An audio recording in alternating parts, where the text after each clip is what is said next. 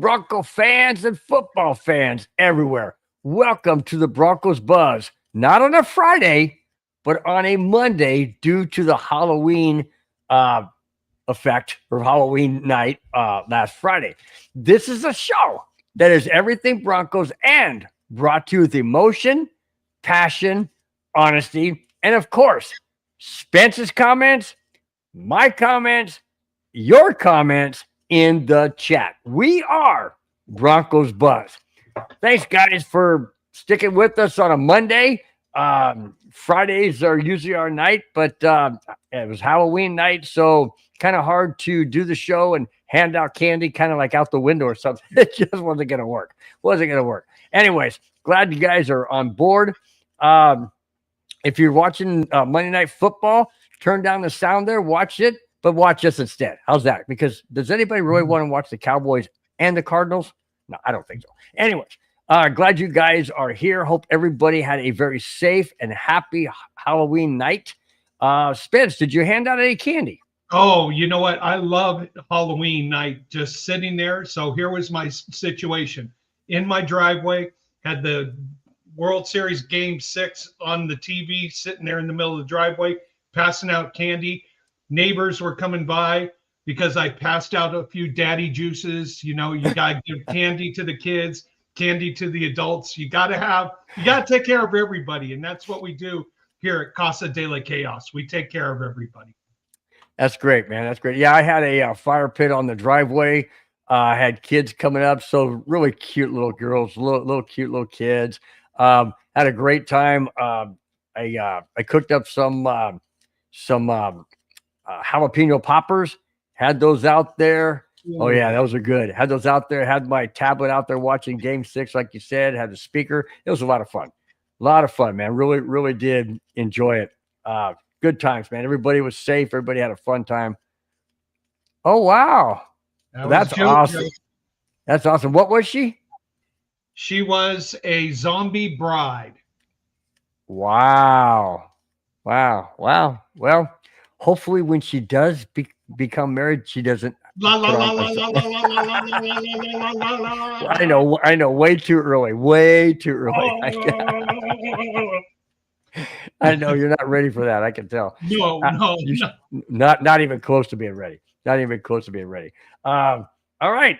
Other than that, can you believe it's November? I know last week I said, or the other week or a while back, I said, can you believe it's November already? Now it officially is. Can you believe it though? November. That's crazy. I mean, it's already getting dark out here. I know. That's why I got the blinds closed. I already got the lights turned on. What do you got there, bud? My notepad. Oh. Okay. I thought you're getting ready to. Oh, you mean what do I have in this envelope? I don't know. You said there was a surprise envelope before we went on the show. Do you want to do it now or? Yeah, I'll show it now. So my mom sent me something very special, and she said, Spencer, I found these tickets in your grandfather's old trunk. These are 2 Bronco tickets when they played against your Chargers back in 1972. Wow. What was the price of those? $7.50. $7.50 in 1972? There you go. Wow, that is crazy. That was at the old Mile High Stadium. Yeah, where the stands where you were more like this instead of the current stands where you're back a little bit more. But Mom, thank you very much. I'm gonna get this put into a frame and mounted. Oh, absolutely. That is so cool, man. That is so freaking cool. That is great. That is fantastic. I researched it, and they beat your Chargers that day, back in 1972. My Chargers, whatever. Anyways, all right. Before we get into the topics, we got 2 weeks, basically. Well, not 2 full weeks, but we have 2 games to cover, plus a preview of the game this coming Thursday. So it's a lot of stuff to talk about, guys. We've got a scandal. We have a big time incident involving the NBA, as well as Jackass of the Week. So we got a lot of stuff to talk about. Bronco stuff, always. Viking thing coming up. So that's part of the Jackass of the Week. But anyways, all right, let's get into it. Before we do, let's hit the chat. Batting leadoff, David Yonkin says, it felt like I was watching a 70s or 80s football game. It was a masterful defensive battle of both teams, and the better team pulled it out at the last minute. Talking about the game yesterday, which we will definitely touch on after we recap the Broncos-Cowboys game. Yeah, that game, I don't know. If you notice below my name, it says Cardiac Broncos do it again. These guys are gonna give me a heart attack. I seriously. No. I think they're gonna get our excitement. They could be down by so many points. You're gonna be there at watching the game till the very last second because these guys have shown the ability to perform in the fourth quarter and come back from outstanding odds. So I love what the momentum this team is building going into November and December. Let me ask you this. So when Tim Tebow was on the team, and I mentioned this yesterday during the neighborhood show, when Tim Tebow was on the team, people got excited because they knew the fourth quarter was coming around, right? Because he was going to pull out some magic and whatnot. I don't want this. I don't want that from Bo Nix. I want to have consistency. I want to have, to be able to, first quarter, second quarter, third quarter production, which we did kind of have. But then again, the defense was solid, dude. They held them to 5 field goals, and that is amazing. Now, can field goals win a game? Absolutely, they can. If the Broncos had not come back, or had not gotten that 8 points, a touchdown and 2-point conversion, and then got the other touchdown to make it 15, and then tie the game and have a chance to win it, field goals would have won that game. And that's what scares me. This defense without PS2 is very vulnerable, especially when you have a rookie replace him. Or not a rookie, maybe a second-year person, but still, PS2 is going to be seriously missed. We'll get into his prognosis coming up, which is very, very good news going forward. But anyways, what did you think about that game as a whole? I thought, from a defensive perspective, we did better than anticipated. We bent, but we didn't break. And that's the good thing about it. Offensively, I don't know what game plan Coach Payton here is got for the first half, but there is no rhythm. There's no organization. There's no pattern. The play. How many times did Bo Nix throw the ball over 20 yards yesterday? Yeah. Well, no, he threw that one to Cortland Sutton was a touchdown. Was it? Okay, yeah. Well, no. Threw over 20 yards, and he did throw that one more than 20 yards. But now, I did. Go ahead. No, this is what I really think we're missing. We don't have a deep threat. I think we have a deep threat from the wide receiver pool, but we don't have the deep threat where Bo Nix is consistently, at least maybe once a quarter, even once a half, trying to throw the ball down the field. Now, Jack, I used to love your Raiders in the 70s and 80s. You know why? Because they threw the ball downfield multiple times during the game. They may not have completed them all, but they were showing the defense, hey, we have a threat to go deep on you guys, thus spreading out the field a lot more. That's something that the Broncos need to develop instead of putting everybody closer to the line, putting in danger all these dinks and donks, which could not lead to nothing or an interception or who knows. Now, I did read, I didn't bring it to the notes, but I do remember it. Bo Nix was excited that come the fourth quarter, again, wait until fourth quarter, that Sean Payton lowered the kind of dumbed down the play calling.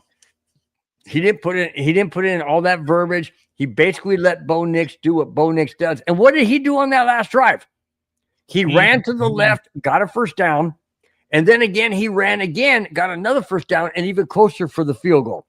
Let Bo Nix do what he does best. Sean Payton likes to complicate the playbook, and it really throws Bo Nix off. You can see it when he's throwing deep passes. He's overthrowing the guys. He's throwing into double. There were two interceptions. Just what the mojo that is needed is still in puberty. Give it time. No, that's Rudy. That's Rudy, my brother. I know, Rudy. You hit the nail on with the hard hammer. These guys are learning to win. They're learning to be successful, and for them to do this now in the fourth quarter shows that they have the moxie to come back from wherever they are and to build wherever they are. Yeah, they're out there. We're out there. I mean, look how far down we were to the Giants. Look at how far behind we were to the Super Bowl champion Eagles. Look at how far we're behind and how horrible and messy we looked on offense against the Houston Texans. We only had one touchdown. Bo Nix at one point at halftime was 6 for 17 with the touchdown and interception. I think you take away from the Houston game that there's still some work that needs to be done on the offense. The defense performed admirably without their star, held Houston to just 5 field goals. I mean, imagine if one of those went for a touchdown or two of them went for a touchdown. Now, let me ask you this real quick. Yeah. If CJ Stroud had not have gotten injured, I believe firmly that game would have been totally different. CJ Stroud has not performed up to expectations so far this year. So but he was driving that team down. They just didn't score a touchdown, but he was driving that team down, burning out our defense. I did not. Sorry, the boss just popped in. All good. It's all good. So, but we got to catch up on a few messages here. I think we have a new guy joining us. Where is Jay Weaver? There we go. Oh, Jay Weaver. He's from the what I forgot what show that was. It was the one Orange or Blue. I think it's Orange or Blue Rhymes. Nice. Nothing rhymes with Orange or Blue. That's right. Hope you gentlemen are having a great night. Thanks, man. Really do appreciate it, Jay. I believe that's who it is. I believe. Looks like Rudy still can't figure out what your real name is. He says, Steve, what's happening, son? Rudy, I might be older than you, so I don't think I'm your son. Dylan Kuhn. Come on, man. Wipe out the no C in my name, just Bill and Spence. Thank you very much. Yes, David, we got a jackass of the week. Oh, yeah.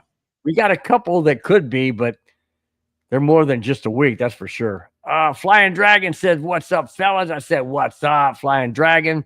How you been, man? How you doing? Hope everything's going good. We're going to get into that topic. How long is PS2 out for? We will get into that.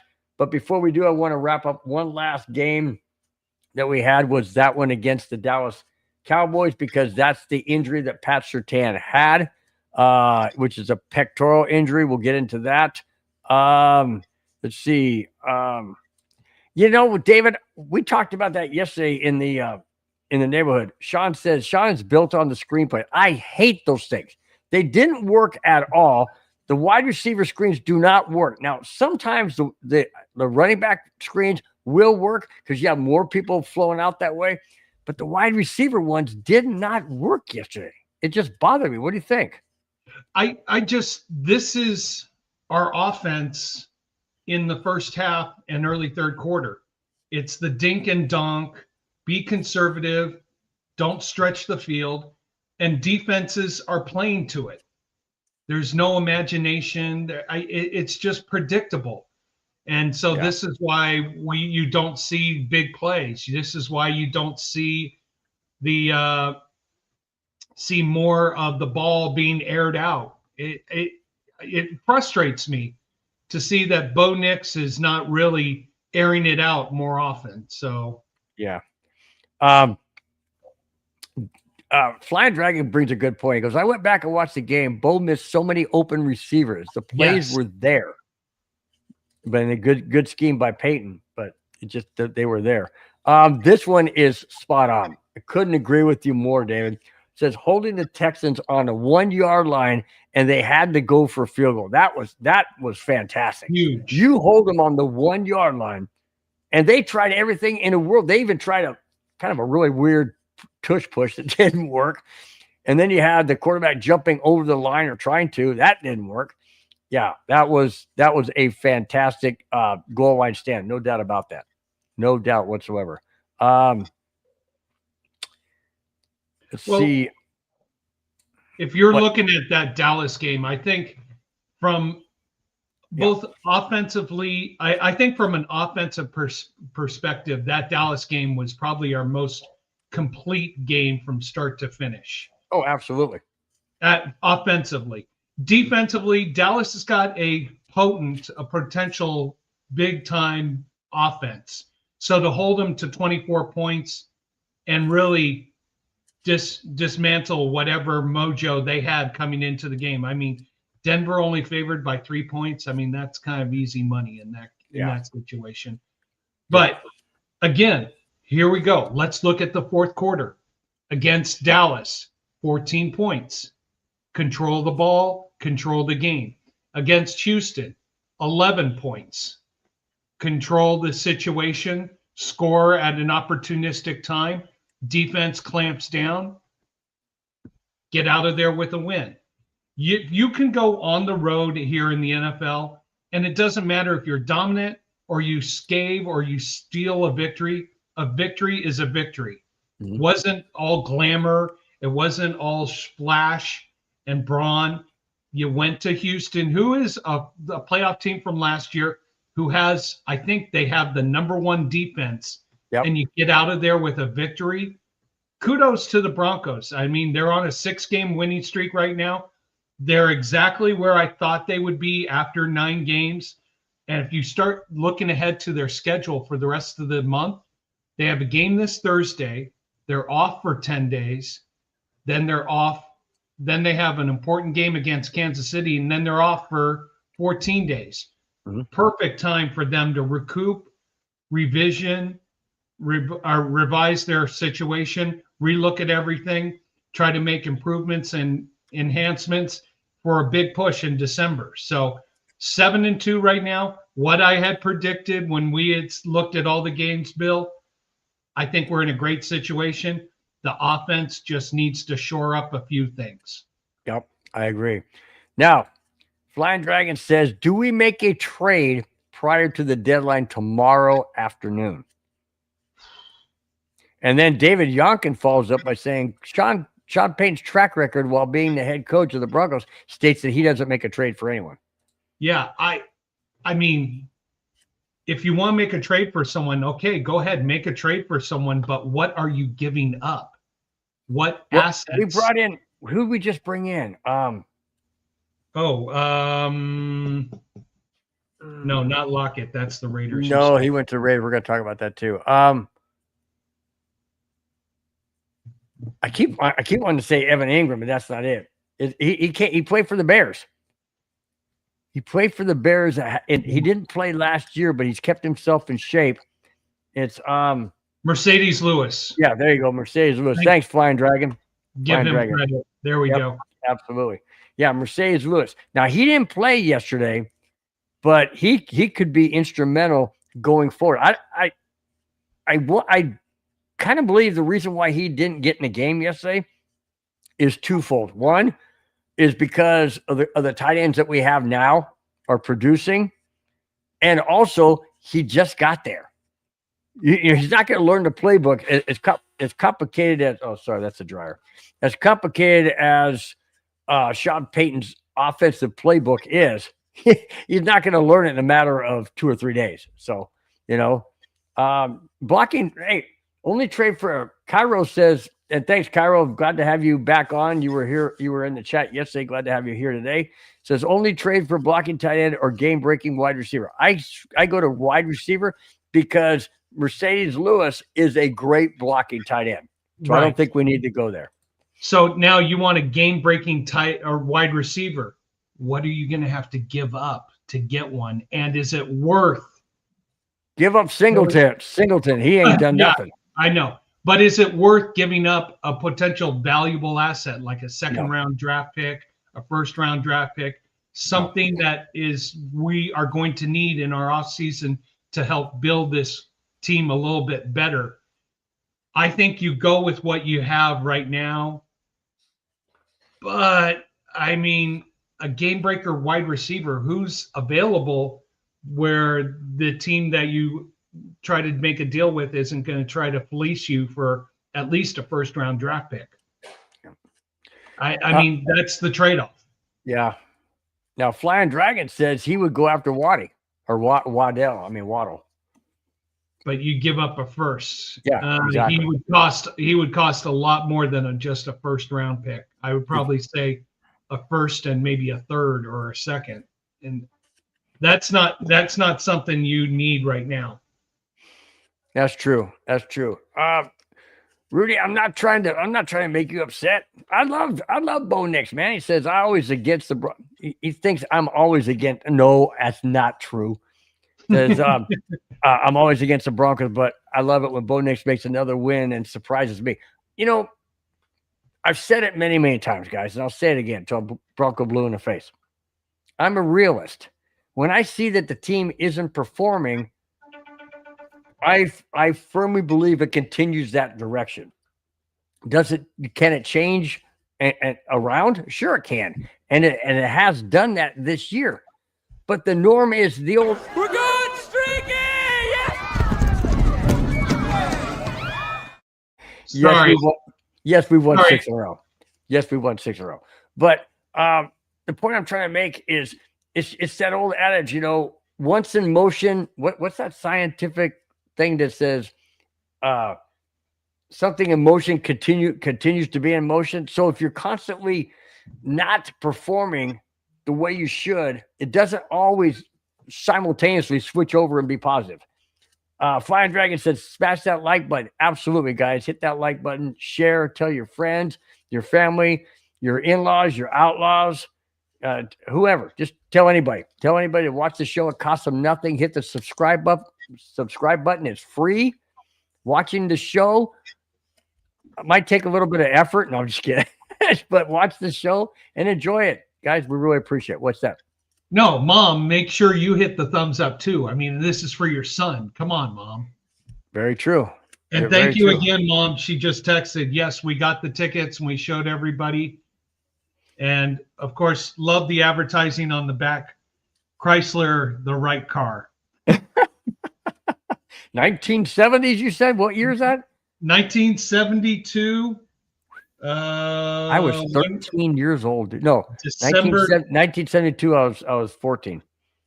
December 10th, 1972. I was 4. I was 14. 1972. Wow. Cairo says the other issue, I think Nick's and he's looking for his Oregon teammate might be part of the issue. And frankly, with all the deep shots Nick tries to force to Troy, do you agree? Yeah, I unfortunately agree. Yeah. I don't want to agree, but this is something. It's familiarity. He knows him. He knows him, but at the same time, this is why during our off season I was pushing Bo Nix, get your wide receivers out there and practice and practice and practice and practice, and then the next day practice even more. Yes, he was 14 years old. Wait a minute. Don't you mean it was 1872? Yes, it was. Oh my gosh, that's fantastic. Okay.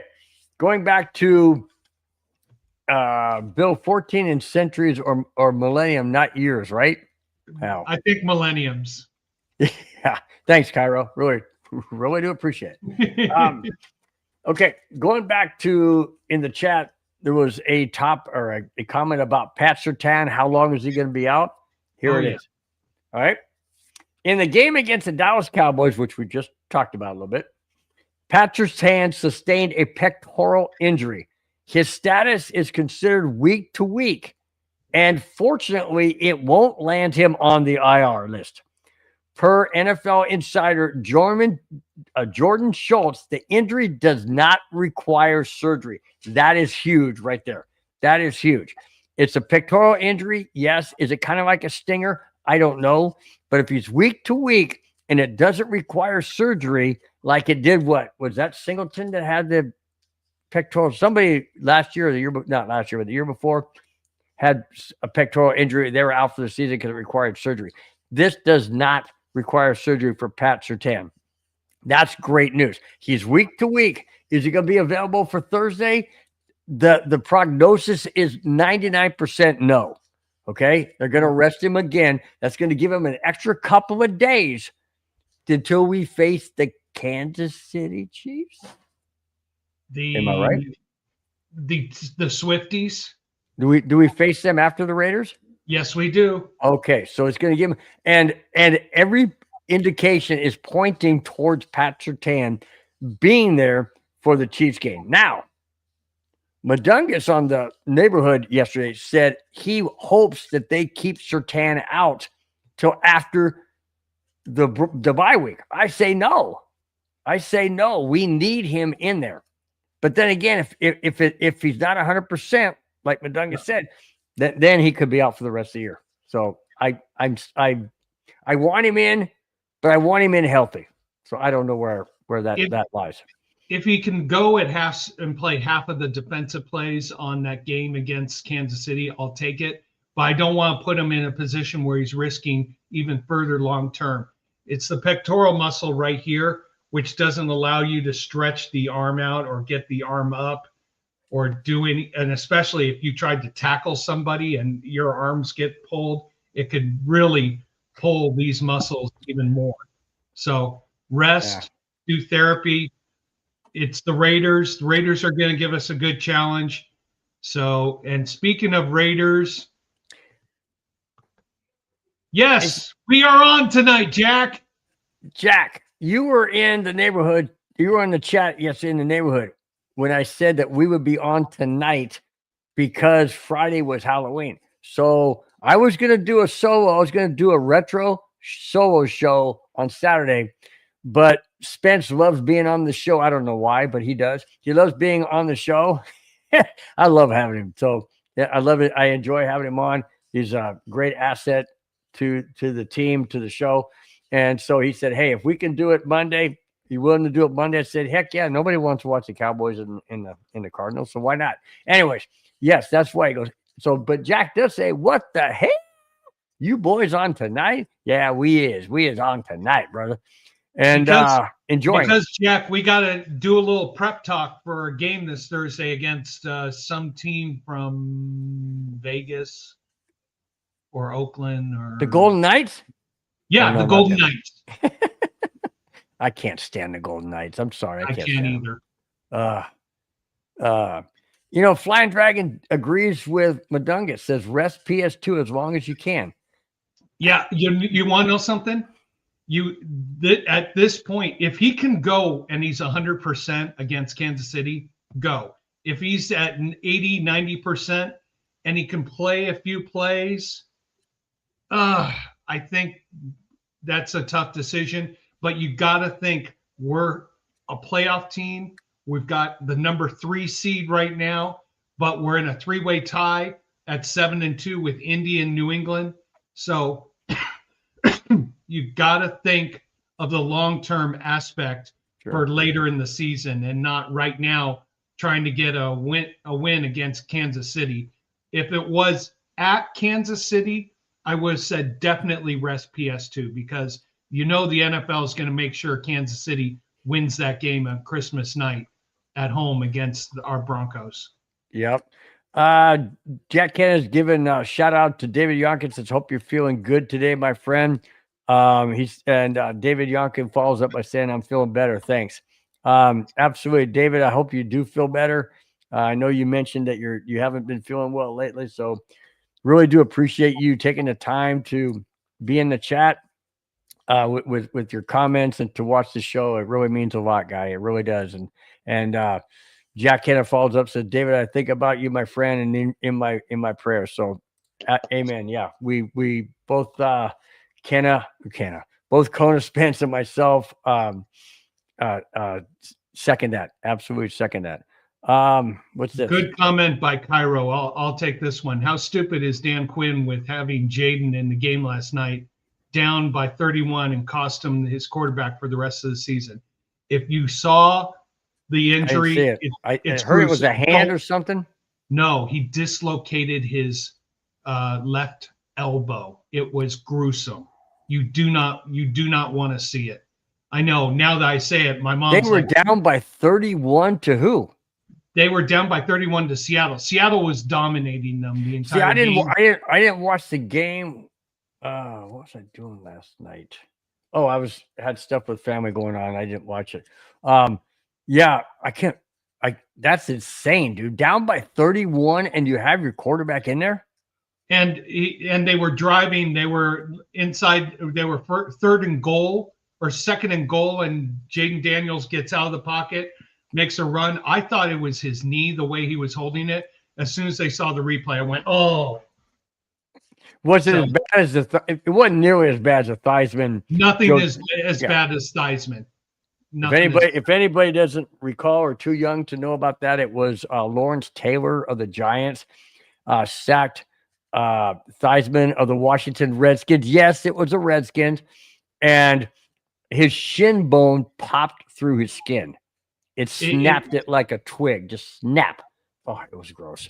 Yeah, and he still has lingering injuries. He's not been able to walk the same since then. Oh, I wouldn't doubt it. It was a compound fracture of the tibia. Yeah. If you've seen it, just get the shivers out right away. Jack says, Bill, did Madungus get my info from Richie in regards to this coming Friday? I don't know. I will contact once the show's over. I will contact Madungus and ask him if he got it. If he did, then I will contact Johnny and say you guys are good to go for Friday. So wherever you live, it's 5 p.m. Friday. This coming Friday, 5 p.m. Pacific time. Okay, same time as we started tonight. So it's 5 p.m. Pacific time, wherever you may be. Calculate, excuse me, your time zone to equal 5 p.m. Pacific time. All right. And for anybody who's not sure what we're talking about, we're doing the special show today because we didn't want to go 3 games without having a show. So having a show today, talk about the past 2 games and talk about the Thursday night game against the Raiders.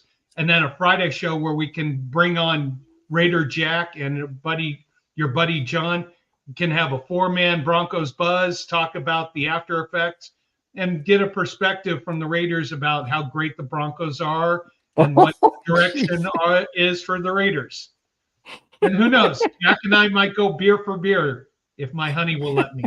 Right, honey? Wow. Okay, well, now you just nicked that one by saying the Raiders are going to compliment the Broncos. I mean, what the heck? Hey, I compliment the Raiders except when we play against them. Hey, Dom Mars, glad to have you in the chat. Thank you so much. First timer. I haven't seen you before. Really do appreciate you being in the chat. Thank you so much. Says, yeah, I thought it was his knee initially as well. Yeah, the way he went down and the way he got tackled, I was so focused on the knee, and it looked like he was grabbing his knee. And then they showed the replay, and it was gruesome. Uh-oh. Wow. Jack's calling me out. Hang on. Fans are calling for Dan Quinn to be fired after that. Do you agree? I mean, you just lost your franchise quarterback for the year. Let's just say this. Fired, no. Reprimanded, yes. By whom? The owner? The owner, the general manager. How are you going to reprimand him? There's ways you can. Okay. All right. I'll bring that one up for you. Go ahead. Beer for beer, Spence. Jack, I got to ask the boss. It's Friday and the kids are around. I would love to go beer for beer, but got to ask the boss. I might be ending up doing the show solo with you guys, or me and Johnny. Just put it that way. Me and Johnny just end up doing the show together. Oh, gee. Hey, anybody want to give an update since David Yonkin just said Cards hold Cowboys out of the end zone? Oh, hey, man, hang on. That score is 0-0. Okay. Oh, that's Walmart for my 24-pack delivery. Yep. If you can approve it, so Jack and I can have more beers on Friday's show. Okay, so Kyra brought up a good point before we get into the next topic because we got to move through these. He said Jaden is a little light to play in the NFL at only 200 pounds, was one of the concerns in his running around. Could that be a possibility as to why you got these 300-plus guys landing on him and busted his freaking elbow? You want to know something? If you see the play, it was just a freak play. He was tackled awkwardly, swung around. It wasn't a pounce on him by a huge offensive lineman or defensive lineman. So okay, it was a freak play. Is he light? By today's NFL standards, yeah. But as we watch with Arizona, I think Kyler Murray is only about 5'11" and 100. He's not even playing tonight, is he? He's not playing tonight. But as Arizona's lining up for a 49-yard field goal, doink. Okay, now you just made it. Oh. Now by that's I'm going to bring in a great segue. You just mentioned field goal of 48 yards. How about add 20? How about yesterday's field goal right before the half? The Jacksonville Jaguars field goal kicker kicked it 51 yards. Nope. 61 yards. Nope. The record is 64 yards. Bye-bye. Oh, or it was. He broke it by 4 yards.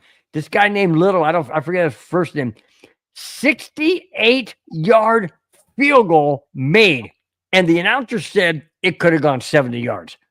Holy smokes. Are these guys stronger? Is it the conditions of the atmosphere? I mean, like lighter air, whatever. I don't understand. 68 yards was never unheard of when Jason Elam, or excuse me, not Jason Elam. What was the guy? He went to Detroit. Prater. Yeah, Matt Prater kicked a 63-yarder that set the NFL record, and I thought that would never be broken. 68? Holy smokes! What do you think is going on here? Seriously. Well, and guess what? That's technically not his longest made field goal of the year. Remember, in the preseason, he made a 70-yarder. Yeah, but it doesn't count in preseason. But doesn't count. Right. But 70 yards. You want to know something? I'm just curious if we come to this. Of course, the Raiders. Of course, it's against the Raiders. I'm just curious if we're going to have this. Sorry. Kickoff return into the end zone, comes out to the 35-yard line. 3 plays and out. They only gain 5 yards. Okay, let's now line up for a 78-yard field goal, 3 points, and you never got more than a few yards gained. Is that what the game's going to come to? You mean 68, not 78? No, 68. but no, I'm just saying. Oh, hypothetically. Hypothetically. Yeah, okay. So is that what the game's going to come to? Is you have no offense, but you have a kicker. There was a great Disney film from the 70s, your era, where there was a horse that was kicking field goals that was like 100 yards long. Hello, I'm Mr. Ed. No, not that one? No, it wasn't Mr. Ed. I forget the name of the movie. It just popped in my head. Michelle Williams, I think, or Michelle Lee was in the film. It was called Oya. The horse would come out, kick this long field goal, and that's how the football team that's won. the Budweiser commercial. I remember that one where he kicks field goal and he goes, "Does he do this all the time?" He goes, "No, he only does it for." I don't know. I can't remember the commercial. There was a movie, a Disney movie, and you know what? I'll bring it up on Friday. But you know, that's the game now, is these kickers, bigger, stronger, more accurate.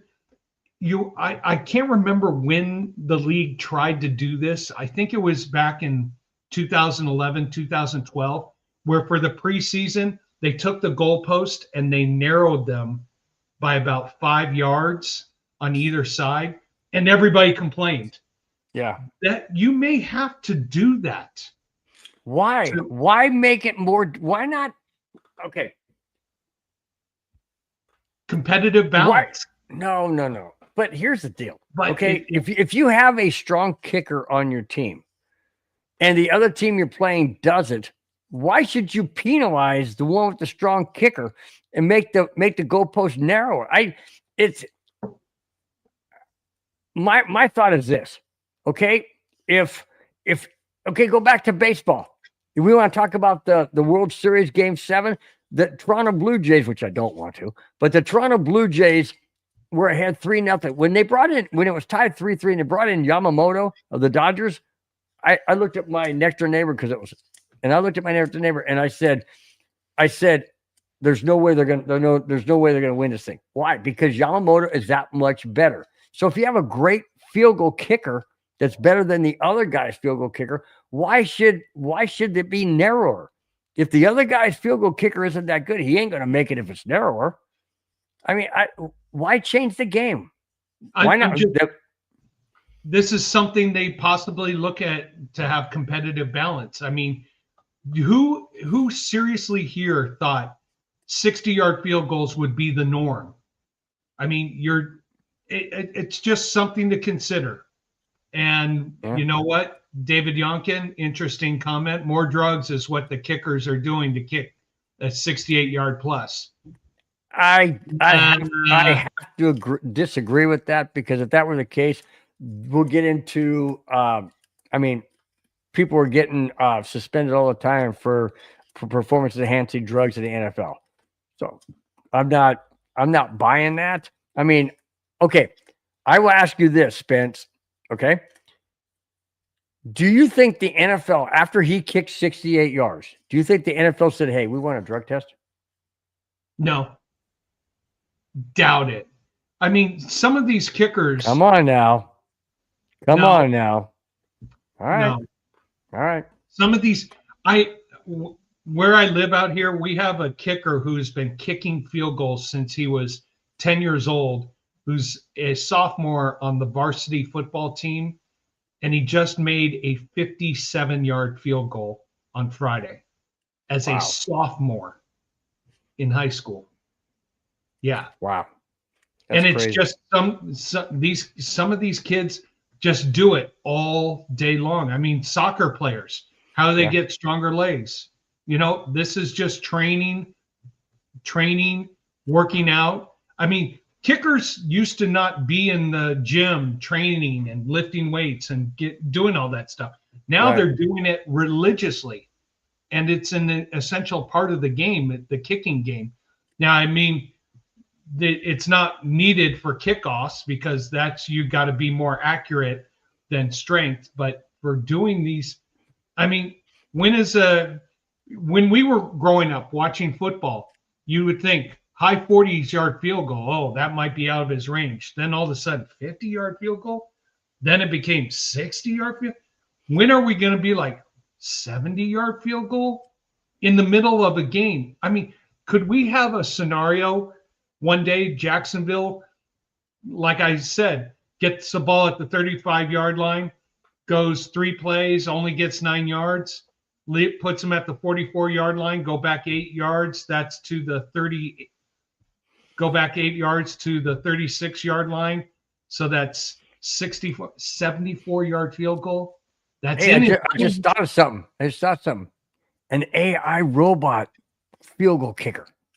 Kick it from their own 1 yard line, kick a 99-yard field goal. I'm being facetious, I know, but I'm just saying it's crazy, dude. It's crazy these guys are kicking that. You know, the average now a field goal. Do you know that Lutz has kicked multiple 50-plus yard field goals this year, and that's a norm for him? It's crazy. It's just absolutely crazy. I'm gonna get to this real quick because it just saw it pop up. Chewy, what's Chewy, up? oh Chewy! Said the Raiders just can't seem to find a way to win. Well, you're right, they can't, and they had a chance to beat the Jaguars, but they missed their field goal. And that was I thought for sure they had that game, man. I thought for sure they had the game. I'll save the last sip for you. That ain't no sip, man. Holy cow, that ain't no sip. Dude. Now it says Flying Dragon says, remember when Tom Dempsey held the record forever? That was what, 61 or 62? I think it was 62. 62 yards. Yeah. Toe style. He kicked. But not only that, but he had no toes. His toes were cut off when he was young. Basically he had like this type of get my hand right. This kind of like a flat spot. He was all bone. He was all bone without the toe like this, and that's how. I mean, a lot of kickers in the late 70s and early 80s were straight toe kickers who could get the distance. Yeah, Washington Redskins had a toe kicker for the longest time, and they were more accurate. Yep. All right. Now, I'm going to read this as I did my note, but I want to dive in a little bit deeper than what it says. The Baltimore Ravens have been fined $100,000 by the NFL for violating the league's injury policy after quarterback Lamar Jackson was incorrectly listed last Friday, not this past Friday, but the Friday before Week 8, against the Chicago Bears. Jackson was limited. Here's the key part. Jackson was limited in practice on Wednesday and Thursday. However, he was listed as a full participant to the NFL in order to play against the Bears. NFL came out and said, all right, we have to fine him $100,000 because they misrepresented Lamar Jackson. But the NFL loves Lamar Jackson. So what did the NFL come out and say? The NFL came out and said, we don't see this as a intentional misrepresentation so he can play against the Bears. We see this as inadvertent oversight. Are you freaking kidding me? BS. Come on. Seriously, Spence, come on. Take it from there. No, you want to know something? I mean, you're not supposed. It's not supposed to be the National Favoritism League. It's the National Football League. National Favoritism League. That's great, dude. I mean, come on. You want to know something? If this was Bo Nix and the Broncos who did it. Wait a minute. What happened? What happened during that COVID time when the Broncos couldn't start a quarterback because they didn't have their masks on and they said they did? Yeah. Or if the Raiders with Geno Smith, you know what would happen? The NFL would fine them. They would suspend them. They would take away draft picks. But no. Oh, this is Lamar Jackson. He's one of the shining lights for the NFL. We have to make sure we coddle the Ravens because they're east of the Mississippi River, where the NFL recognizes that football exists. They don't know that football exists. Time out real quick. Time out. David Youngkin says, time for meds. Have a great night, everyone. David, please take care of yourself. Yeah. I don't know what you're going through, but my thoughts and prayers are with you, and I mean that sincerely. David, take care of yourself. Really do. Amen. Really David, do we'll see you on Friday. And David, make sure you're the first one up again. Love having you being a part of the show. Appreciate your comments. Maybe one day we get David on the show. There you go. We love having people. But this is the National Favoritism League. It is so obvious. They coddle the Kansas City Chiefs. They coddle the Buffalo Bills. They coddle the Baltimore Ravens. They coddle the Green Bay Packers. Flying Dragon says if it was the Chiefs, they would have awarded them the Super Bowl. Oh no! If it was the Chiefs, they would have said, "Oh, you guys have the number 1 seed. You have the number 1 seed and home field advantage throughout the playoffs. It's a double standard. And the game should the NFL or any sport should not have double standard. If the rule is a rule, then treat it as a rule. It doesn't matter. But the NFL is all about the almighty dollar, and they're going to do whatever it takes to keep fans in the stands, make sure you got your key players on the field, and we'll just kind of like overlook, just, it's okay. All right. We did the right thing. We find them. Yeah, really. Okay, whatever. Yeah, they find them, and then underneath it's like, okay, we'll make sure we pass it back to you as a pass-through cost through some nonprofit organization that will take the money and donate it in your name to a nonprofit so you can get the tax write-off. Wink, wink, wink. No, we got your back. Next. Yep, exactly. All right. That being said, okay, Cairo, we're going to get into that. Not right now. I've got a Jackass of the Week prior to that because that one is bigger than what the Jackass of the Week is. But it says, look at the NBA. It could be worse with the players that get breathed on and get free throws. No kidding. Don't even get close to Patrick Mahomes. Don't get close to him because if you do, it's a penalty. All right. No, it's the old Tom Brady rule. Hey, I brushed your uniform as I went by you. Tom Brady would do this. Hey, where's my flag? And of course, it's Tom Brady. Whoa. Oh, okay. Here's the flag. Yep.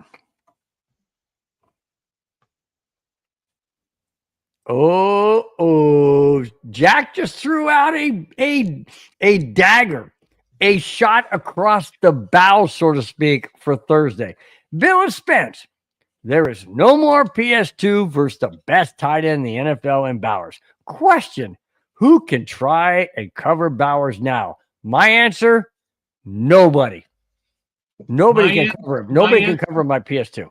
My answer is it might be hard for Geno Smith to get the ball to Bowers when our defensive line is all over him and sacking him at least 6 times. Jack, you still on for Friday? Hello? You still there? I think Spence just okay. Anyway, speaking of Jackass of the Week,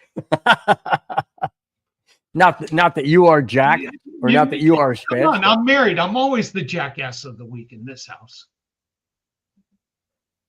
If Madungus was here, he would have something to say. I'm not going to say anything. Yeah, just move on. All right. Former Vikings All-Pro, excuse me, I forgot. Hold on. Here we go. This is this week's Jackass of the Week. You suck, you jackass. Almost blew it. Got me off track there with the whole thing. Former Vikings All-Pro Adrian Peterson was arrested in Sugar Land, Texas. I've been to Sugar Land. That's a nice little small town. I've been there too. Sugar Land, Texas, on charges of driving while intoxicated and unlawful carrying. You got it, guys. A firearm. These guys will never learn. These guys will never, ever learn. I continue. Peterson, 40, was taken into custody at 9:30 a.m. a.m. Not yesterday, Sunday, a week ago Sunday. Okay? Week ago Sunday. Remember, we're doing two weeks here, basically. A week ago Sunday, police told KHOU in Houston. This is This is the second time this year Peterson was arrested for suspected DWI. The first time was in Minnesota, where he played, shortly after attending the NFL draft party. All right, Adrian, you got a major freaking problem here. A major problem. You got bank, you got money, you got people you know that can bail you out and help you out and take you where you want to go and where you need to go. But no, you take it upon yourself to do it yourself. And with a firearm? What do you need a firearm for? Okay, well, I got to protect myself. Then you got bring bodyguards. You're not somebody who can't afford them. No, but I'm Adrian Peterson. Like Spence always says, they feel invincible. Okay, let's go beyond that feeling invincible. How about feeling stupid? How about being an idiot? How about being a moron? How about just being plain, you think you're better than you are? Guess what? You're not. Adrian, I used to like you when you played for the Vikings. That's my NFC team. But you know what? I've lost total respect. First time, okay, I get it. You're at a party. I'm sorry that happened. Second time, you're a complete idiot. And you are this week's Jackass of the Week. I'm done, Spence. No, and you know what? He's going to get jail time.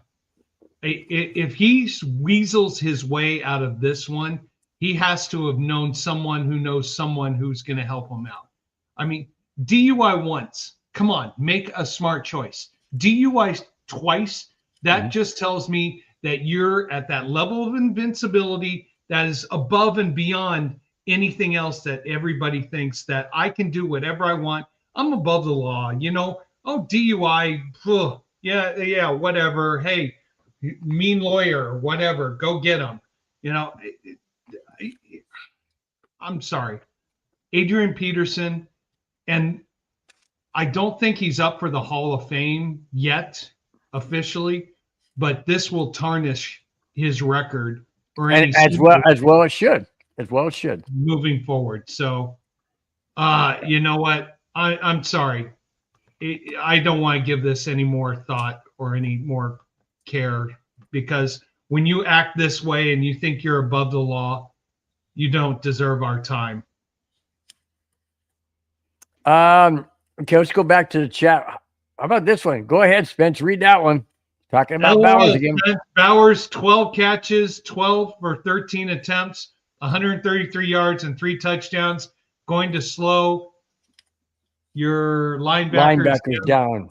Hot second. Hot Yeah, but how's he going to catch the ball when our defensive linemen and linebackers are all over your quarterback who doesn't have time to breathe? But it's going to be an interesting battle. Clayton! Hey, guys. I said, hey, what's up? He said, smash that like button and share, guys. I said, absolutely. Clayton, always good to have you in the chat. Always. Jack follows up. I said, always hit the like button. Absolutely. Guys, it takes you a microsecond. Go click, and it's done. It just shows everybody else who comes across the show that people like the show. It helps the show. It shows you guys like it, and that's the main focus, main thing. All right, let's back out of the Jackass of the Week. You suck, you jackass. I always remember this stat. Thank you, Cairo, for bringing it up. Remember, Tom Brady is above 500 versus all teams but the Broncos, because he did not like playing here at all. That's right. Well said, and that's true. Yep, that is very true. All right, we're going from the Jackass of the Week to right here, Mom. The like button is that thumb up thing that you see on your iPad. Mom's like, where's the like button? Mom, there's a thumb up and a thumb down. Thumb up, you like your son. Thumb down, you're not happy with your son because he has not been coming and visiting. No. She got it wrong. Thumbs up, because you read it a couple weeks ago. Thumbs up is she thinks I'm handsome. Thumbs down, she thinks I'm not. You read it. I know. It's your mom. It's my mom. So anytime she texts, I don't even know her, and I love her dearly. She's amazing. I know she is. She's got a great son. All right. Yeah. We went from Jackass of the Week to something completely unbelievable as I see it. Former Denver Nuggets player and current coach, was the current coach of the Portland Trail Blazers, is connected to illegal and rigged poker games linked to the mob. We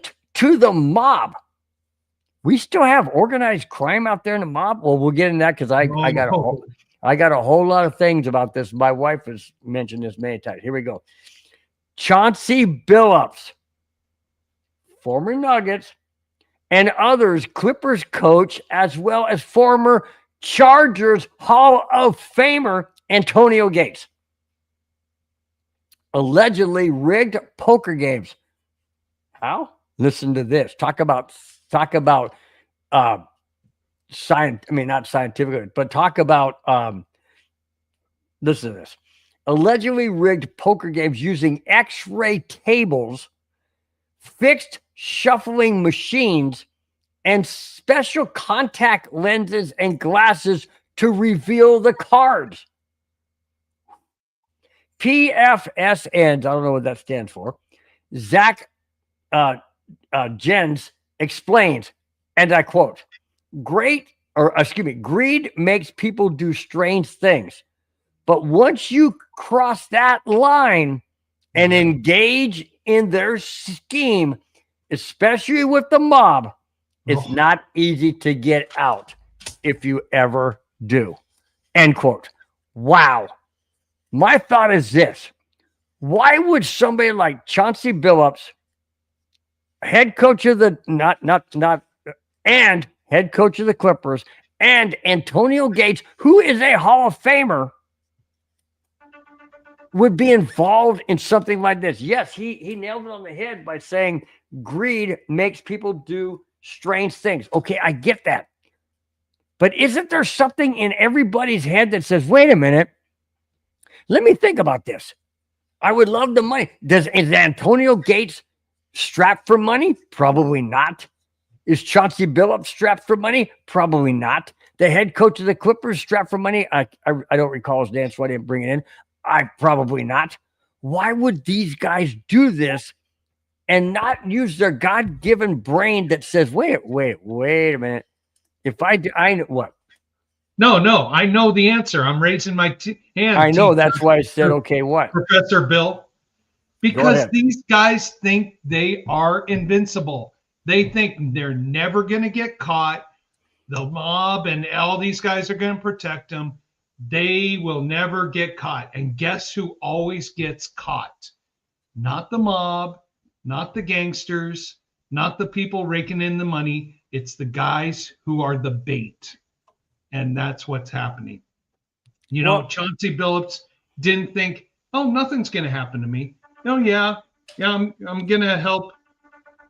I'm going to help these guys, these fish, get lured in and get suckered. And nothing's going to happen to me. Well, here's what's going to happen to you, Chauncey Billups. You're going to lose your job with the Portland Trail Blazers. You're going to be banned from the NBA for life. Mm-hmm. You're never going to be able to get into the Hall of Fame. Any kind of advertising or use of your name for advertising is done. All because you wanted to make a little extra money on the side illegally. A little extra money? There was big bucks involved in this. It's a little extra money illegally. Emphasis on illegally. Now, my question to you is, should Antonio Gates be stripped of his Hall of Fame?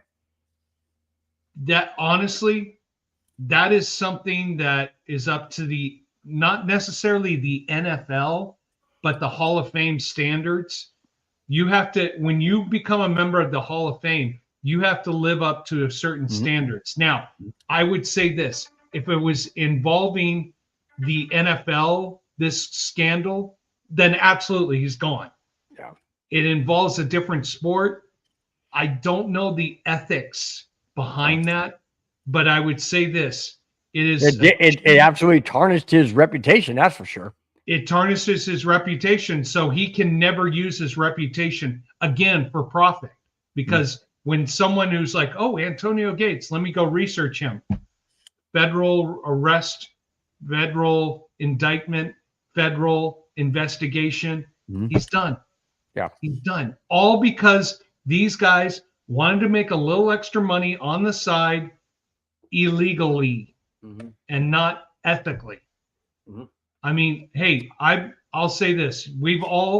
Every one of us here in the chat and on the show, we've all been approached in one way or another to do something illegally, whether it's to help go rob a few candy bars from a store, maybe do something bigger. The right choice is not to get involved and cross that line, because once you cross that line once, it's easier the next time. Yep. It's easier the next time, but you've also tarnished yourself with the good people of society. Go ahead. No, you go ahead. I was just say, here's the thing that I don't understand, or I'm contemplating. I've never heard of Chauncey Billups ever being involved in anything, his name ever coming up like Adrian Peterson or others. I've never heard of Antonio Gates' name being involved in anything. I mean, all of a sudden they go off the deep end. I mean, what is it? What is it? I know it's money, but it must be a lot of money for them to just jump in. But you have to understand, in today's society. Now, if this were happening in, I don't know, well, even in the 1940s when they had the Chicago mobs, they were caught. So, but technology being the way it is today, that it's much, much harder to get away with crime, sustaining crime, or substantial, whatever word it is, you know what I'm talking about. Maintaining. Maintain. It's very difficult to maintain that, because eventually you're going to get caught. So I don't understand. To me, it's kind of like Russian roulette. You're taking a chance. You're spinning the wheel. You're pointing the gun. It didn't go off. Okay, we're good, man. Let's go take another 100,000. Spin it. Didn't go. Okay, good. We're good. We're going to take another 75,000. You know what I'm saying? So, well, you're saying the right thing, but here's what is diluting their thought process. It's money. They're like, oh, I'm going to make 100,000. Who cares about who cares about the repercussions? Who cares what happened? I'm going to make money and make money. You want to know something? You're going to make money, but now you're not going to make any more money, and you're going to potential federal prison, not state prison, not prison here in the state of California, where you can do something like this and get a slap on the wrist. No. This is federal penitentiary. Where was this done? Was this done across the NBA league? This was I don't know the actual location. All I know is it was across state lines. So there and then, that's federal crimes. Yeah. Now you have a follow-up on this, because we talked about this in the green room before the show. I mentioned this. You mentioned a scandal, an NBA scandal. What's that all about? So there was an NBA player who plays for the Miami Heat, and this was all part of the same thing.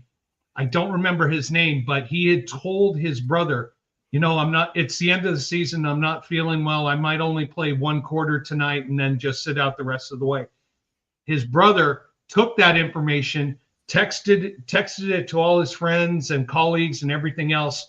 And there was over $250,000 in bets placed on him underperforming on his stats that night.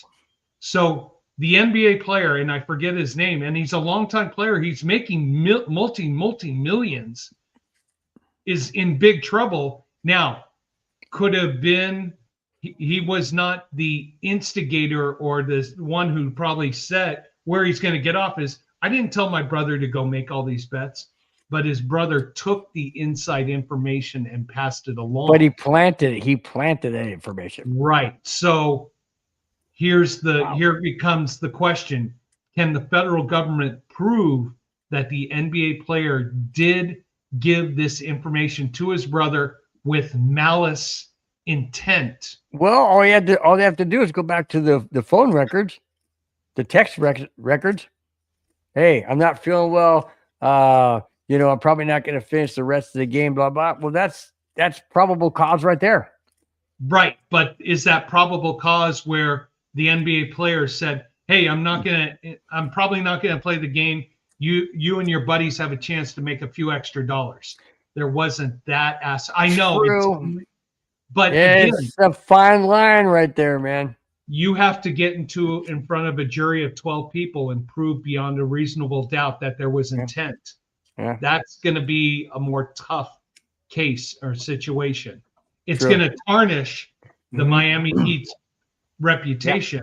But can you prove beyond a reasonable doubt that the brother took the information at the behest of the NBA player and to give it to his friends so that when you're going at $250,000 and you're getting paid out, I would say that's probably pretty damning.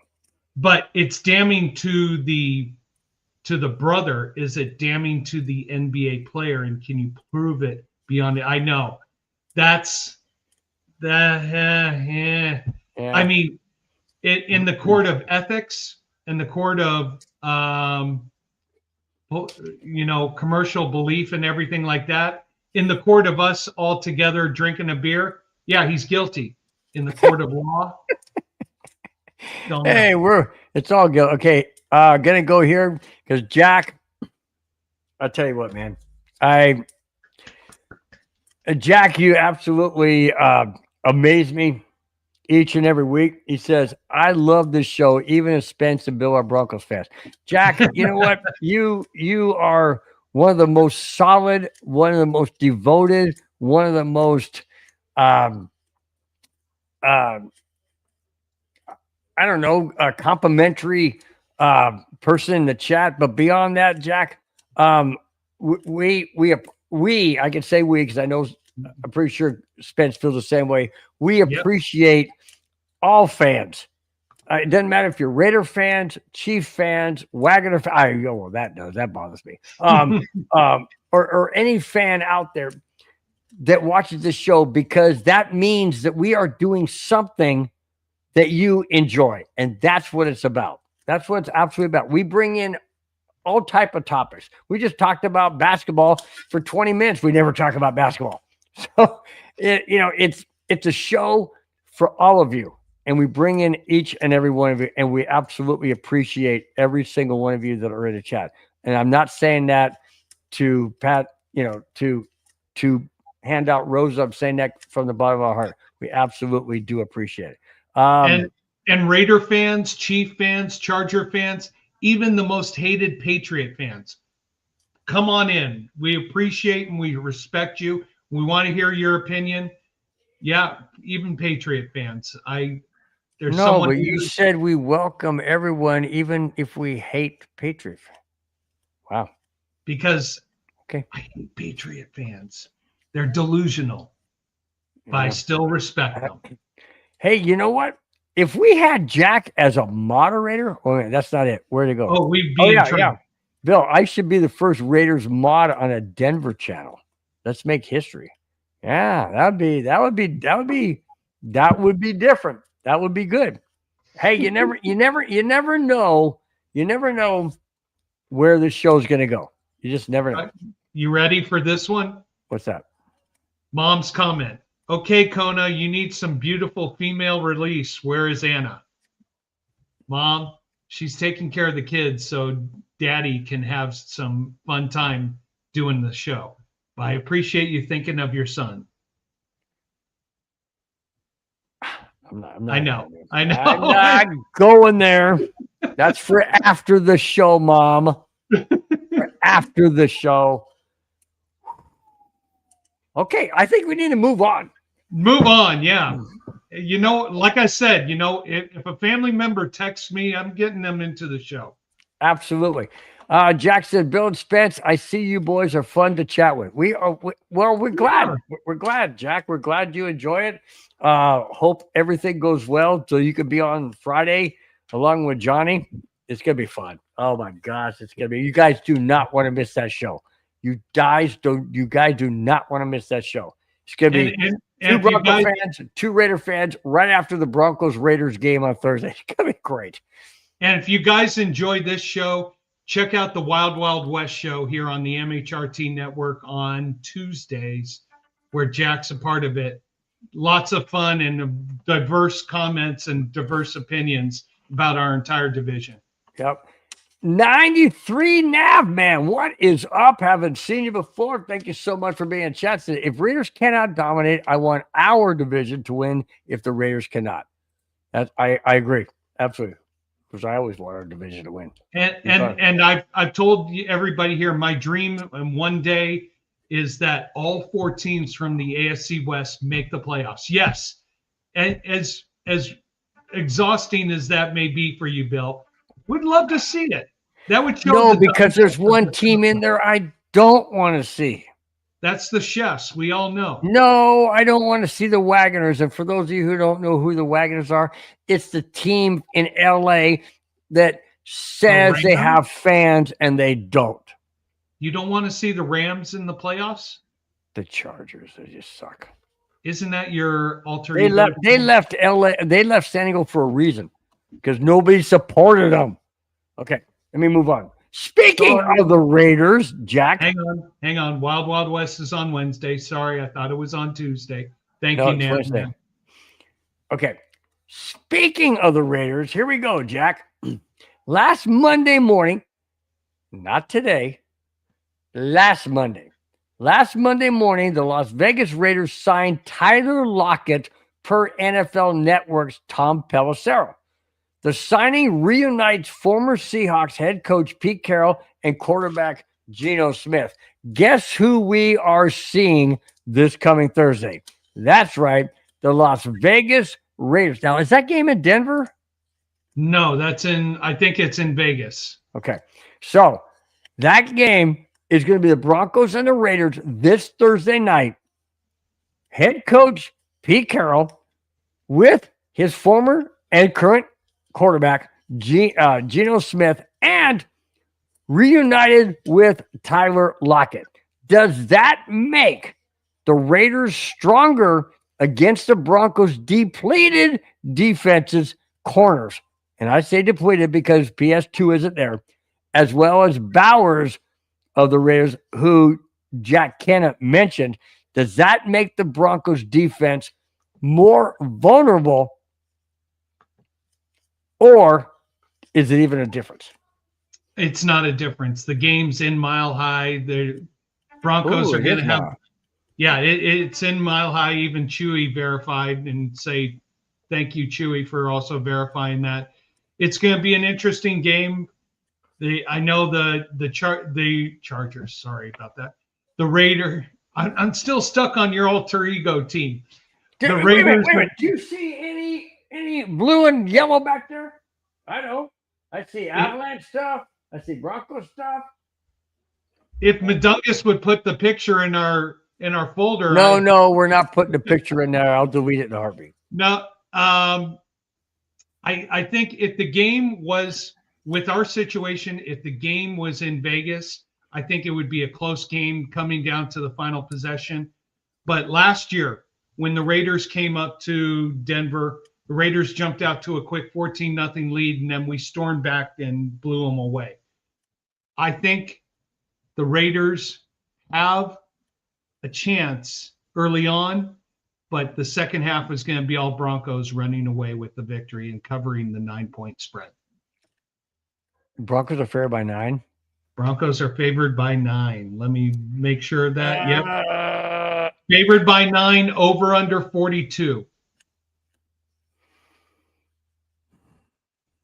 I don't think I could put my money on that. 93 Navman says, what makes it stronger is Brock Bowers is back full blast. Now, Jack Kennett brought up a great thing. He said, Bill, great question. Thanks, Jack. Appreciate it.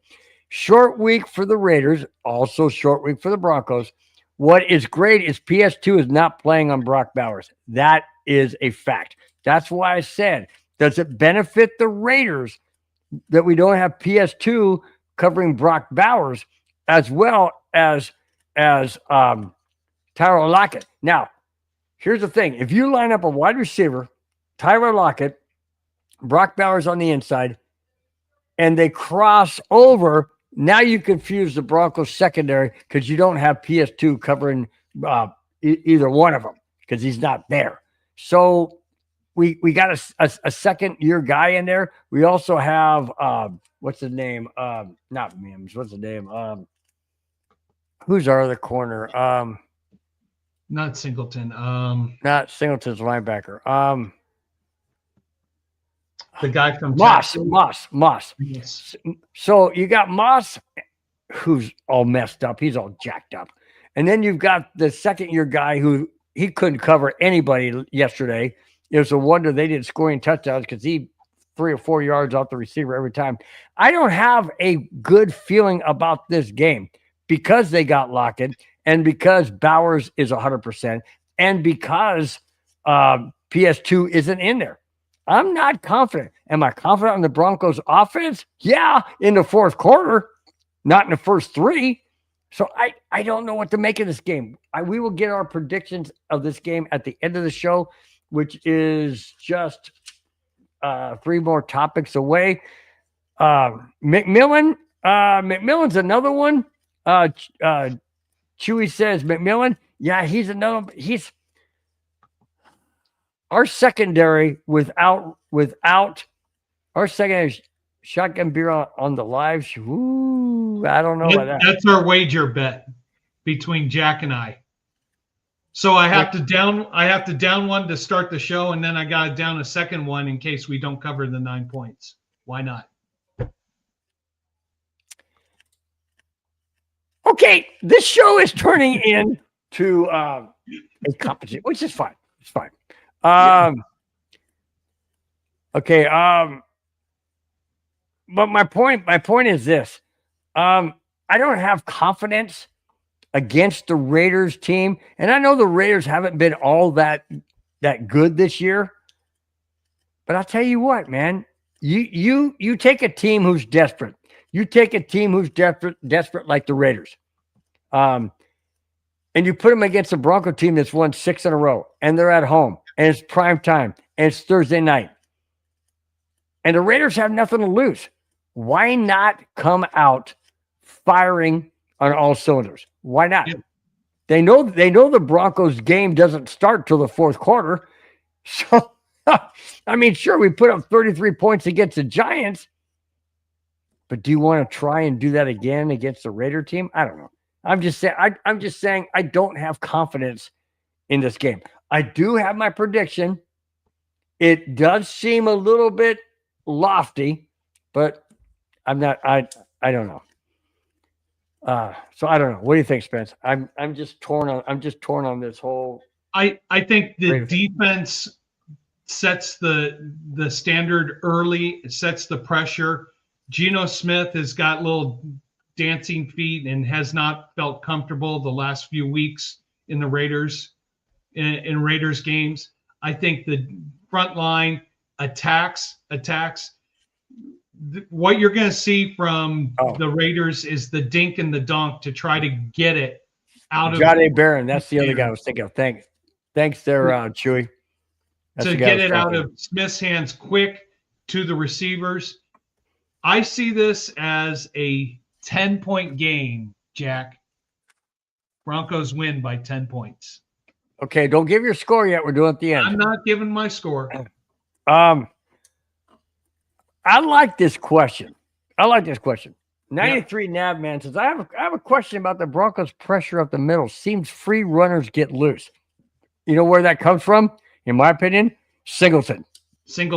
Yep. Singleton can't cover. He can't cover. This is the one thing I kept talking about during the offseason, that we needed to go out in free agency and get a linebacker who had the ability not just to rush the passer and defend the run, but cover tight ends. There was a linebacker out of Tampa Bay who I thought we could go after. He decided to re-sign. We don't have that, right? And that's a weakness right now. But where we make up for it is rushing the passer and getting quickly to the passer. And Geno Smith's going to be very nervous with that pass rush. And so he might be making a mistake or two that's going to help the Broncos propel to victory. You know what? I got to bring these in, man. These are you guys are so complimentary, so cool. Chewy says, yeah, these guys are pretty cool, Jack Kenna. That's awesome. Hang on. See, Mom, people think I'm cool. Yeah. And then Chewy follows up by saying, yeah, no, these guys actually cool. I see some other Bronco guys that drive me nuts. Oh, yeah. Oh, Yeah, That's great, well, man. You guys, hey, come on. I got to give it up to you guys. Got to give it up to you guys. You what guys, you have to do thank you so is much, no man. matter if you're a Bronco fan, a Raider fan, a Chiefs fan, or Chargers fan, respect your opponent. We respect the Raiders. We respect the Chargers. We respect the Chiefs. He's nodding, no, no, no, no. You respect them. You may not like them. You may not cheer or root for them, but you respect them. And we respect our entire division. I do. Yeah. I know. I do too. I do. I mean, after all, we can't control the outcome, can we? Can we? No, we we sit can't here and control cheer, the outcome. but And we cannot control the outcome. But we So, love to hear everybody's opinion. We want everybody's perspective and point of view. We want to hear from you guys because it just helps the discussion. More discussion leads to better results. And listening to people. Yep. We listen to you guys. Yep. Chewy says, I'm a Raider fan. Usually I hate you guys. Well, I'm glad you don't, because okay. And Spence can back me up on this. When I started this show prior to Spence joining 4 years ago, 4 years ago, I wanted the show to be encompassing everybody.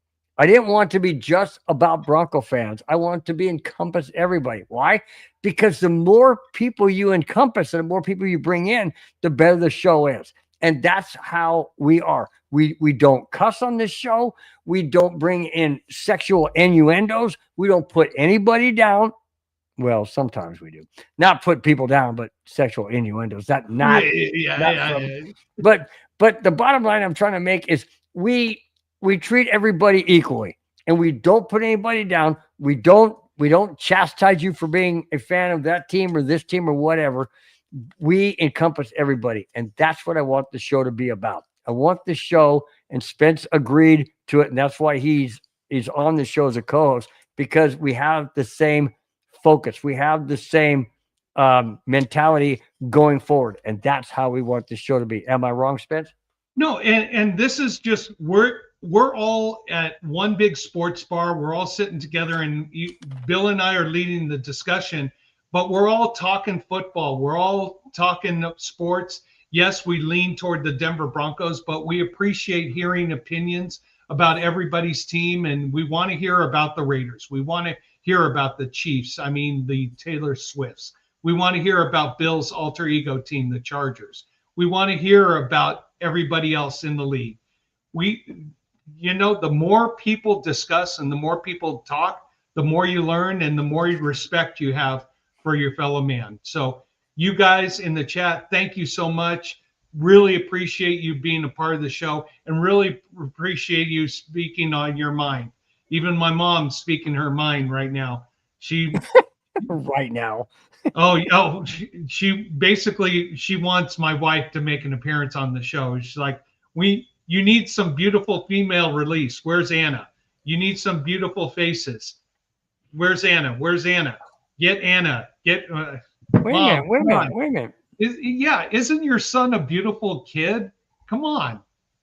Anna does compliment you. I will say, yeah. And Mom, haven't you made comments about Bill, as inappropriate as there should be since you're married? The money is in the envelope on the way. Hi, buddy. You want to be on the show? Come here. My dog. You don't want to be on. Okay. Next topic. Yes. In the game against the Cowboys, a week ago, not yesterday, a week ago, rookie running back R.J. Harvey did something not even Hall of Fame and two-time Super Bowl champion Terrell Davis did. That's hard. That's hard to believe. That is hard to believe that somebody did something that Terrell Davis didn't do.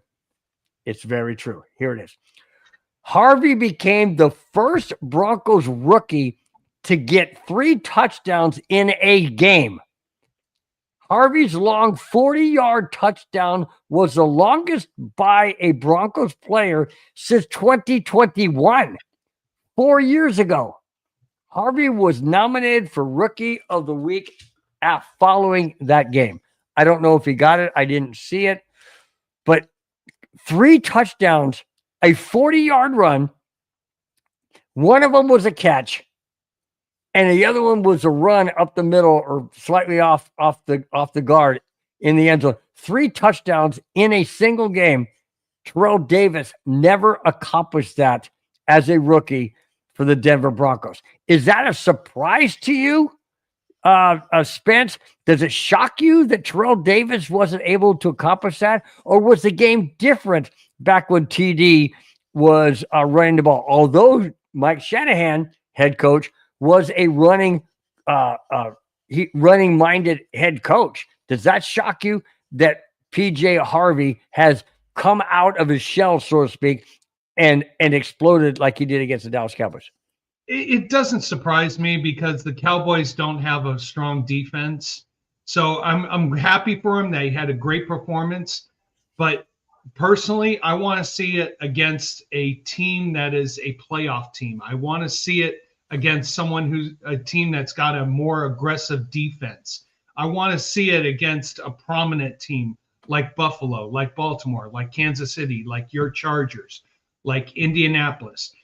Unfortunately, he came back this week. He only got 2 carries for 5 yards against Houston, a tougher defense. Yes, I'm happy that he did it against an NFL team, had a weaker defense. I want to see it now, a consistent performance, making consistency over the length of the season. He played well against Houston yesterday. He had 2 carries for 5 yards. No, but he made that 1 touchdown catch. Right. Okay, well, I mean, he's getting open, is what I'm saying. He's doing well enough. I mean, it was basically well, yeah, he had 5 catches for 51 yards, including the 27-yard. But it just seemed from a running aspect. Right. I want to see more consistency. I'm not looking for him to have 100-yard games week in, week out, but I'm looking for him to have sizable carries averaging maybe 5-6 yards a carry. So I want to see that week in, week out. J.K. Dobbins is still going to be the feature back, correct? It is still going to be the feature back, but you want to see that Harvey is evolving. What did we see too much in the preseason?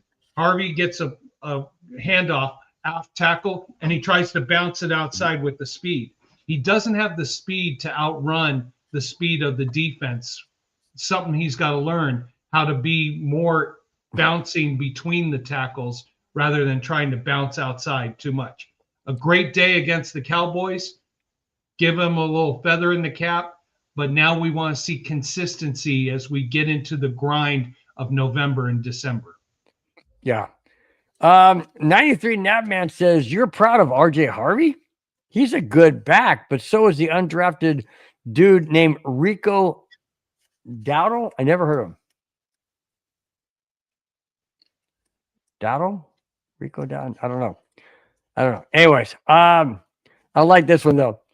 93 Napman says, I want it to be said today. The Panthers will compete for the NFC South Division. My wife made me say that. You know what? They've been competitive.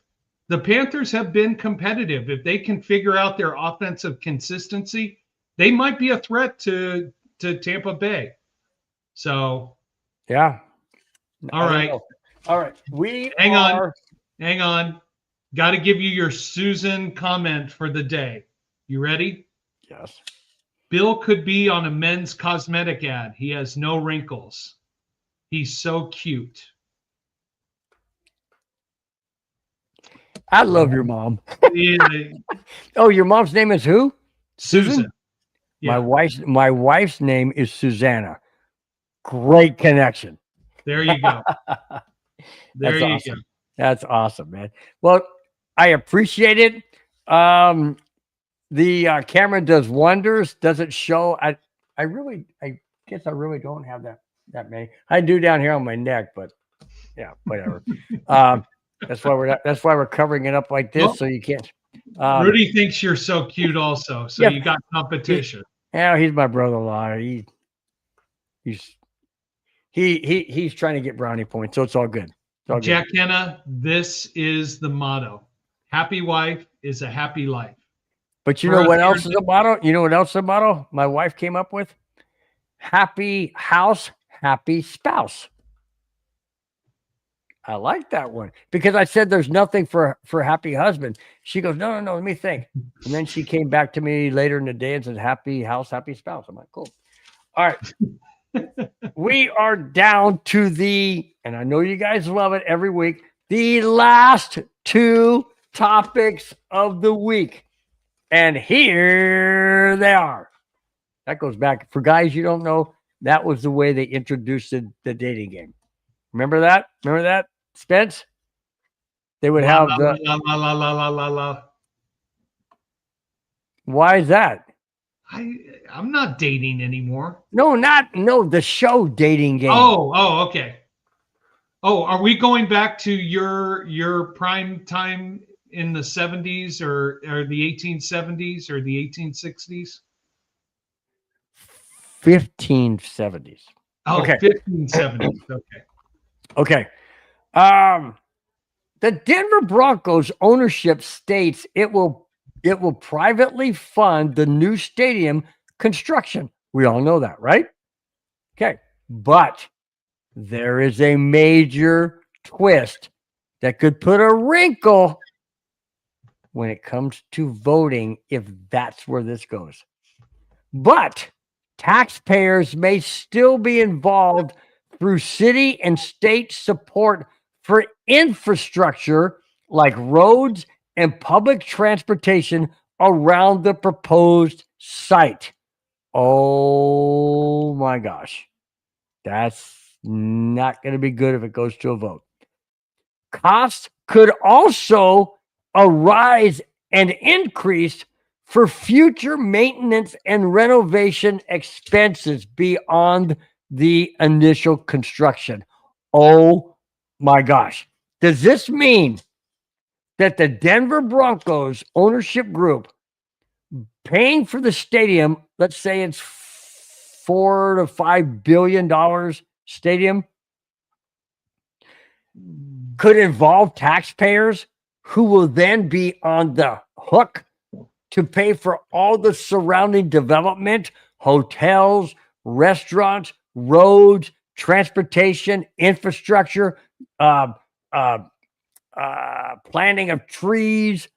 What if the Broncos, the area around them, needs to be renovated? Then they got to pay for that? Where does this stop, Spence? And how does this impact the possibility of the Broncos not getting a new stadium? I will tell you this. As soon as I read this article, there was one word that came to my mind, or two words combined together that came to my mind: political scam. I mean, really, city of Colorado, state or city of Denver, state of Colorado, you're really going to try to tax your people to fix the roads that people there already. They do it in California. We get taxed all the time on our roads here, dude. I know, but come on. I mean, you've got the Walton family who has said, we're going to pay for it. We're going to pay for our land. We are going to take care of the development of it. You are going to charge the citizens of Colorado an extra tax on top of this to take care of the roads leading into their property? Shouldn't you be doing that already? I mean, this is a scam written all over it so that some NGO can make extra money on top of this. I'm not buying it. Okay. And that's just my opinion. Yeah. Okay. I get it. No. I came across that and I'm like, you got to be kidding me. What are they going to do? Raise it 3/4 of a cent, 1.5 cent tax for 20 years, 0.5%, whatever. Oh man. Jack Kidda says, Shinoa, Bill, Colorado country, less than our California taxes. No freaking kidding. Then he follows up by saying, no, then 93 Navman says they should use the weed money. There you go. No, they're using the weed money to fund their insider trading that they're getting on everything else so that they can make tons of more money. I mean, what happened to the days where you became a politician to serve your community, not to serve your pocketbooks for millions and billions of dollars? I mean, geez. Sorry to go on a tangent like that. Hey, dude, go on a tangent. I do it all the time. I live on tangents. That's my MO. I don't know. What do you mean? How do I not know Rico Double? Are you stuck in the AFC closet? Look it up. I'm going to look it up. Okay. I'm going to look it up. Okay, Google. Who is Rico Double? Hang on. He's a running back with the Panthers. Rico Doble is likely a misspelling of Rico Dowdle, an American football running back for the Carolina Panthers, or Paso Doble, a Latin ballroom There you dance. go. Running back for the Carolina Panthers. I'm sorry. I didn't know that. I really didn't. But thanks for bringing that to my attention, because now I will never forget that name. There we go. You know, I mean, that's what it is. Rudy goes, it's in the works. I'm assuming talking about weed money. Just saying. Just saying. By the way, important message. Did you get my information from Adungus from Richie? Jack Kenna, did I get my information? Did I get the information from Adungus? Not yet. Give me 1 sec, Bill. Be right back. Not yet. Okay, I will contact you. You know what, Rich? I'm going to do it right now. I'm going to contact him right now and say, right here, I'm going to do it. Did you get Jack's info for Friday's show? I'm sending it right now, Jack. Send it right now. Okay. And I'll let you know, Jack, as soon as I get it. If I get a response back tonight, I should. It's only 8:42 his time. 93 Natman said Tennessee does this. No state tax. Don't legalize weed. Well, okay, but use the weed money to others to fund many projects. So if they don't legalize weed, how can they use the weed money to fund other projects? Oh, they steal it. I don't know. They embezzle. Huh? They embezzle it. By the way, Bill, just to let everybody know, at halftime here, right before halftime, the Cowboys kicker tried a 68-yard field goal, had the distance, just missed it wide right. Wow. Or wide left. But he had the distance. Rudy. Put it down. I said where Mike is 8:42. Where we are is 6:42. Okay? Go back rewind about 3 minutes. You'll hear that I said it's 8:42 where Mike is. Speaking of weed money. Oh, no. Holy smokes. All right. We are an hour and 43 minutes into the show. Hour and 44 right now. Thank you guys so much for being a part of the show. As always, really do appreciate you guys have been fantastic. Got great turnout, guys. Great turnout for a Monday. We may have to switch from Friday to Monday. I'm not sure. I mean, the boss just gave me a 5-minute warning, so let's get going here. We're good. We're good. All right. This is a preview of this Thursday night, last topic, Thursday night game, primetime, Broncos, Raiders, primetime Thursday night. Spence, we've talked extensively throughout the show in regards to Bowers, in regards to Lockett, Geno Smith, the AFC West rivalry between the Broncos and the Raiders. possibly having Johnny and Raider Jack on the show this coming Friday. Everything aside, Broncos on a 6-game win streak. Raiders are on a tailspin. This is a must-win for the Raiders. They're not going to hold anything back. It's an AFC West showdown. It's prime time. Raiders are going to give us our best, or the Raiders, excuse me. Raiders are going to give us their best. Broncos cannot wait till the fourth quarter, in my opinion, because the Raiders are not going to hold anything back. What do you see in regards to this game before you give your prediction of the final score? I see this. I see our defensive front seven dominating here and making it very uncomfortable for Geno Smith right away, right out the door.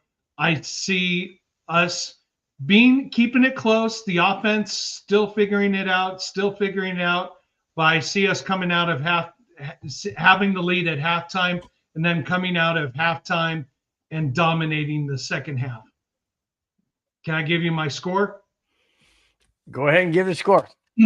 Final score, Broncos 26, Raiders 14.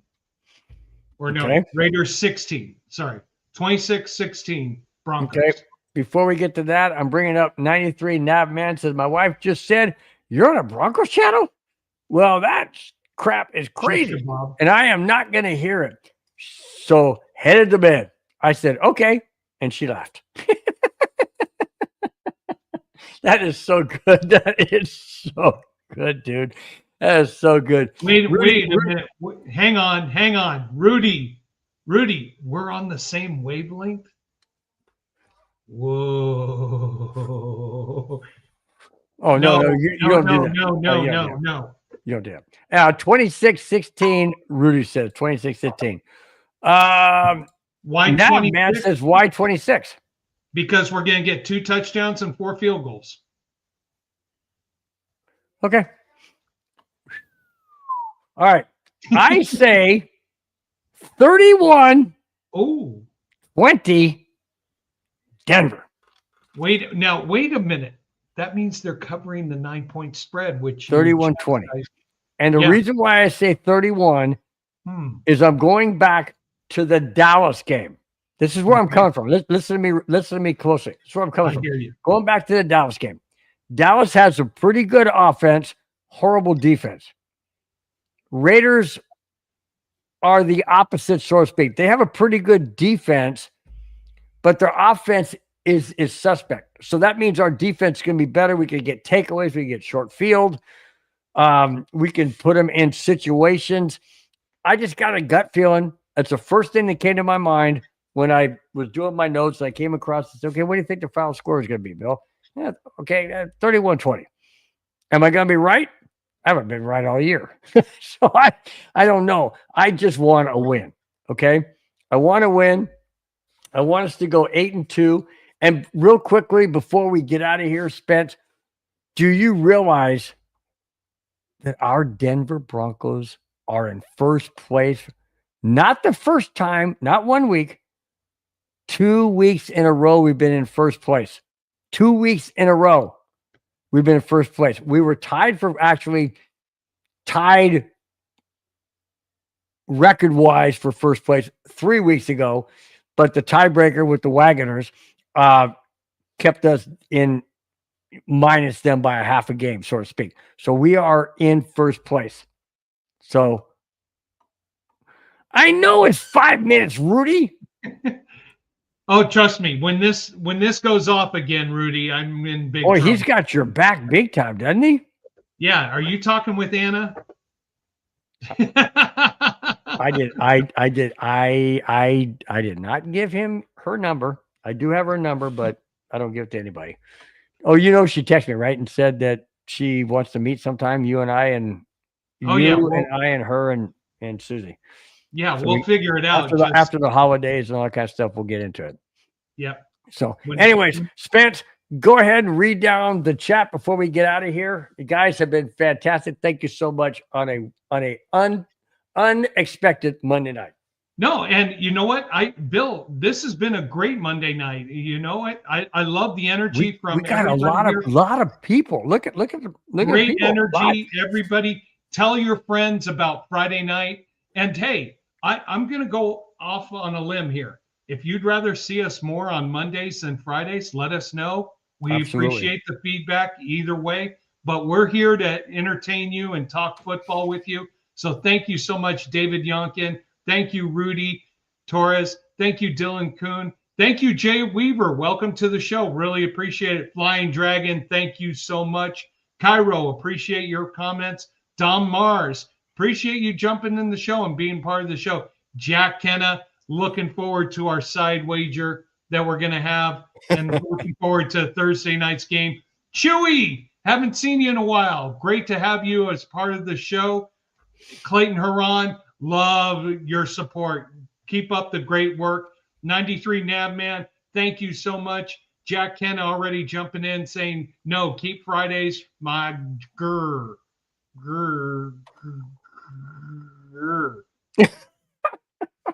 Not sure what that meant. But thank you guys. And of course, a final thank you. I have to do this, Bill. Thank you, Mom, for being a part of the show and making those comments to Bill and getting his love you, Mom. Inflated.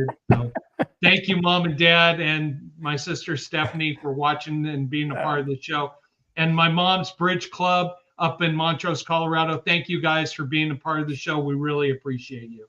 Bill, guys, till Friday, it's going to be a fantastic show. Enjoy the rest of your week. Enjoy the Broncos Raiders game this coming Thursday, prime time. We will see you in our own prime time next Friday, 5 p.m., hopefully with Johnny and Jack. Till then, guys, take care, guys.